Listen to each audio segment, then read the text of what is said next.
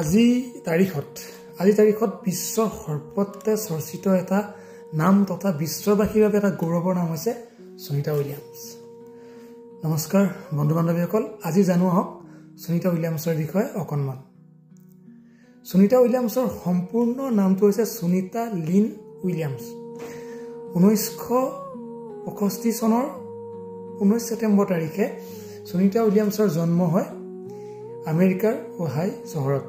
তেওঁৰ মাতৃৰ এগৰাকী আমেৰিকাৰ নাগৰিক, তেওঁৰ নাম বনি লিন উইলিয়ামছ আৰু দেউতাক ভাৰতীয় দীপক পাণ্ডিয়া। সুনিতা উইলিয়ামছৰ প্ৰাথমিক তথা হাইস্কুল শিক্ষা আৰম্ভ হয় আমেৰিকাৰ মাছাচুটছ চহৰৰ নিধাম হাইস্কুলৰ। তাৰ পিছতে 1987ত ইউনাইটেড ষ্টেট নেভেল একাডেমীৰ পৰা সুনিতা উইলিয়ামছে পদাৰ্থ বিজ্ঞানত স্নাতক ডিগ্ৰী লাভ কৰে আৰু 1995 চনত সুনিতা উইলিয়ামছে উচ্চ শিক্ষাৰ বাবে ফ্লৰিডা ইনষ্টিটিউট অফ টেকনলজিৰ পৰা মাষ্টাৰ ডিগ্ৰী লাভ কৰে ইঞ্জিনিয়াৰিং মেনেজমেণ্টত। প্ৰথমে এগৰাকী নেভেল পাইলট হিচাপে তেওঁ প্ৰশিক্ষণ গ্ৰহণ কৰে।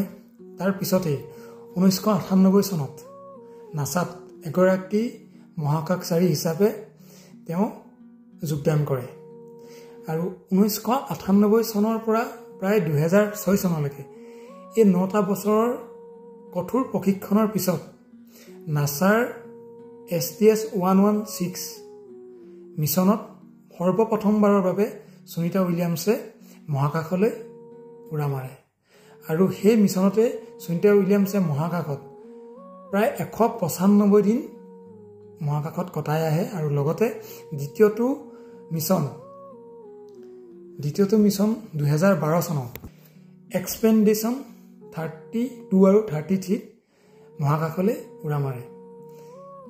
আটাইতকৈ আশ্চৰ্যজনক কথাটো এইটো যে সুনিতা উইলিয়ামছে হৈছে এনে এগৰাকী মহাকাশচাৰী যি নেকি মহাকাশত প্ৰায় 50 কিলোমিটাৰ খোজ কাঢ়িবলৈ সক্ষম হোৱা এগৰাকী মহিলা মহাকাশচাৰী।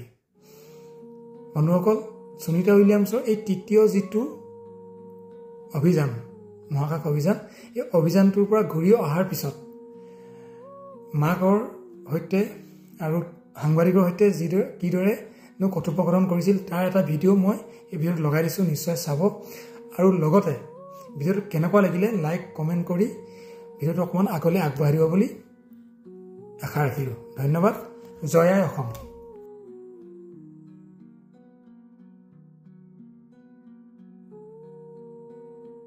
What's it been like for you?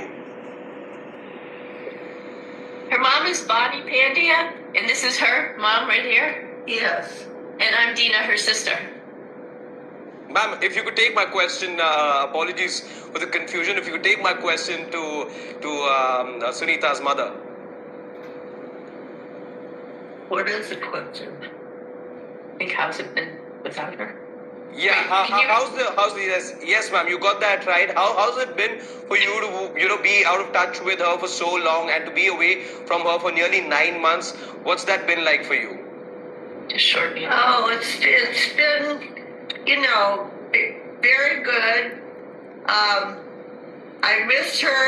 I wish she would come down, but we talk all the time on the phone, so it's, she's close.